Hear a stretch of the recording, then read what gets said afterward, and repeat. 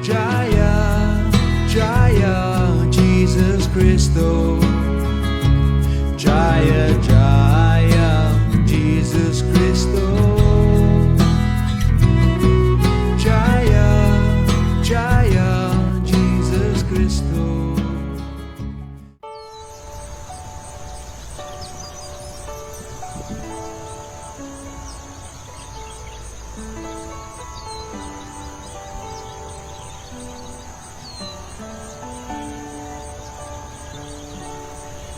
Jesus Christ.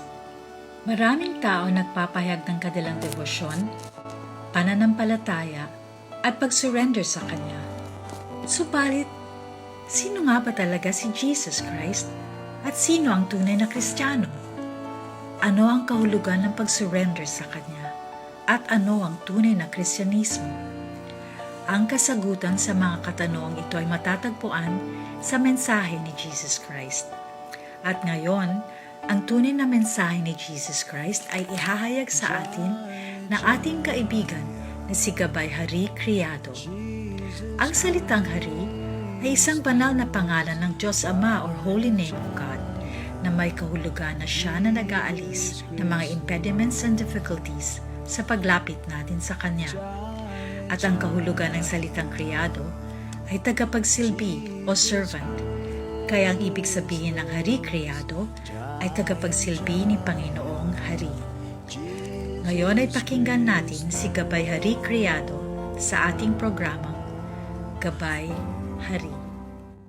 Ang karamihan ng tao ay gusto nila na makilala sila bilang successful, matagumpay sa buhay, hindi failure. At sa materialistic society, ang sukatan ng successful person, progressive person, that also includes the importance of a person in society. It is gauged by how much they were able to accumulate material wealth. So, ito pong lecture natin ngayon ay sana'y maging gabay upang maging totoo tayong successful, totoong tagumpay ang ating buhay at maging masaya. Karamihan, ang material wealth ang hinahangad ng tao para makaranas siya ng success or importansya sa society. Pero meron pong isang insidente na mayaman na tao lumapit kay Jesus. Ang sabi niya, ano po ang aking gagawin para ako ay makapasok sa kaharian ng Diyos? Simple lamang po ang sagot ni Lord Jesus Christ. Ang sabi niya, you follow the commandments. Sundin mo ang mga kautusan. Totoo man po o hindi, ang sagot ng taong mayaman, sinusunod ko na po ang mga commandments. Sabi ni Jesus Christ, kung ganon, ipamigay mo ang iyong possession at sumunod ka sa akin. Ang taong mayaman ay umalis ng malungkot kasi hindi niya kaya na i-give up ang kanyang material possessions. Meron pong isang verse sa Bible na sinasabi, wherever your treasure is, that is where your heart is. Kung nasaan ang pinakakayamanan mo, pinakamahalaga sa iyo, nandoon ang puso mo. Ang ibig pong sabihin, kapag material na bagay ang ating kayamanan, ang pinakamahalaga sa atin, ibig sabihin, nandoon din ang ating attachment. At ang attachment natin, kung saan ang pinakagusto mo, ay yun ang magiging basihan kung saan tayo patutungo. Yun yung basis ng ating destiny. Kung ang mahalaga sa akin ay material possession, material enjoyment, o ang aking posisyon dito sa material world, kung attached ako sa mga yan, papaano ako makakapunta sa kaharian ng Diyos? Ibig sabihin, ang puso ko ay nandito sa material world. Wala sa Panginoong Diyos, wala sa kaharian ng Diyos. So, ang sabi po ni Jesus Christ, nung umalis yung taong mayaman, how hard it is for a rich man to enter the kingdom of God. It is harder for him than for a camel enter the eye of a needle. Mas mahirap pa sa taong mayaman ang makapasok sa kaharian ng Diyos kaysa ipasok ang camel sa mata ng karayom. Ang sabi ng ibang tao, paano makakapasok ang camel sa mata ng karayom? Kung mas mahirap pa doon ang makapasok para sa mayaman na makapasok sa kaharian ng Diyos. Sino ang mayaman na makakapasok sa kaharian ng Diyos? At papaano papasok ang camel sa butas ng karayom? Sabi po ni Jesus Christ, with man, by his own effort, with man, it is impossible. But with God, nothing is impossible. So, sa pansariling pagsikap ng taong mayaman o yung attach sa kanyang material possession, sa kanyang sariling pagsisikap, ay hindi siya makakapasok sa kaharian ng Diyos. Maski na ipamigay niya sa charity ang kanyang kayamanan, hanggang sa mas mayaman pa ang kanyang binigyan ng charity, mas pulubi pa siya kaysa kanyang pinagbigyan, hindi pa rin siya qualified makapasok sa kaharian ng Diyos. Kasi po, ay meron ding verse na sinasabi, it is not by doing good work that entitles a person to enter the kingdom of God. Otherwise, if it is by his good work, ay meron siyang ipagmamalaki. Nakapasok ako sa kaharian ng Diyos dahil sa aking kabutihan. No? Hindi dahil sa mercy ng Panginoon Diyos, but because of my good qualities. So siya ay ipagmamalaki niya ang kanyang so-called good works. So, hindi rin ibig sabihin na ang taong walang maraming posesyon. In other words, hindi natin tinuturo na kailangan hindi ka maging mayaman, kailangan ikaw ay maging mahirap. Kung ang mayaman ay mahirap para sa kanyang makapasok sa kaharian ng Diyos, hindi ibig sabihin na ang mga taong mahirap ay madali para sa kanila makapasok sa kaharian ng Diyos. Yan, mayaman yan. Hindi makakapasok yan sa kaharian ng Diyos. Ako, mahirap lang ako. Papasok ako sa kaharian ng Diyos. Hindi naman po ganyan. Masyado namang mababaw kapag ganyan ang uri ng ating pag-iisip. No? Hindi naman ibig sabihin kapag pinamigay ng mayaman ang kanyang material possessions, automatically siya'y makakapasok sa kaharian ng Diyos. Kung mahirap para sa tao na ipasok yung camel sa butas ng karayom, kung imposible na ito'y kanyang magagawa, pero walang imposible sa Diyos, ang dapat gawin ng isang taong mayaman o kung sino man ang merong malakas na material attachment, ang dapat nilang gawin ay ilagay nila ang buhay nila sa kamay ng Panginoong Diyos. Ang isang taong mayaman ay kailangan niyang ialay ang kanyang material possession sa Panginoong Diyos. After all, sinasabi ng mga matatalinong tao na ang lahat ng nandito sa universe, living or non-living, ay pag-aari at kontrolado ng Panginoong Diyos.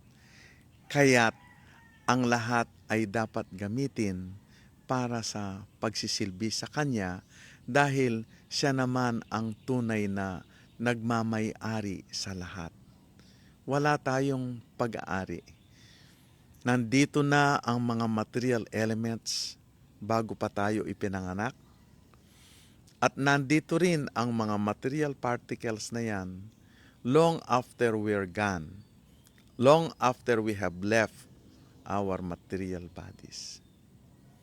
So sa pamamagitan ng paggamit ng bawat isa sa atin sa ating possessions, mayaman ka man o mahirap, paggamit ito, kung gagamitin ito sa pagsisilbi sa Diyos, ibigay natin ang ating buhay, ilagay natin ang ating sarili sa kamay ng Panginoon Diyos.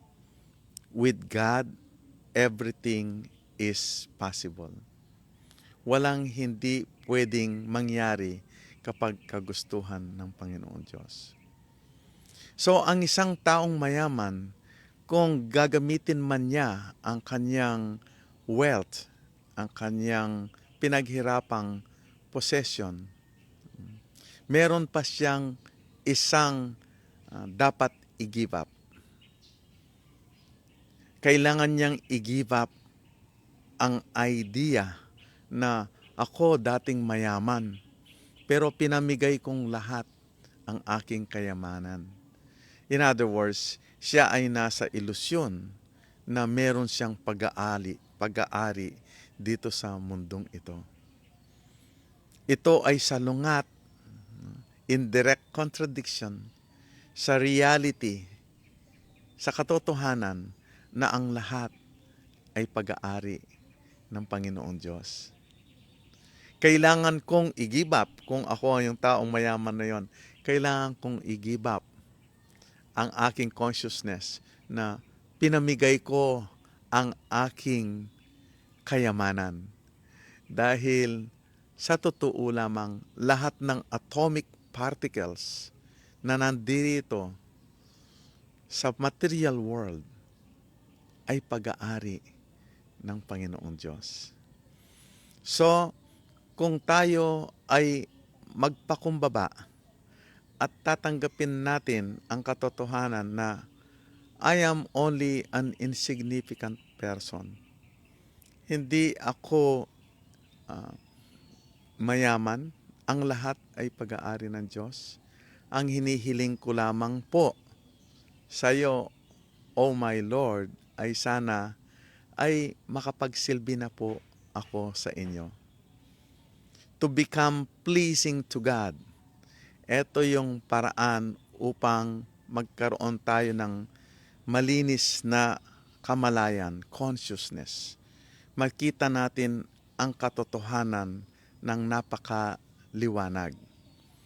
Ibig sabihin, ma-dissipate, mawawala ang darkness ng ignorance sa pamamagitan ng pag-engage sa devotional service. Ang pagsisilbi sa Diyos ang maghuhugas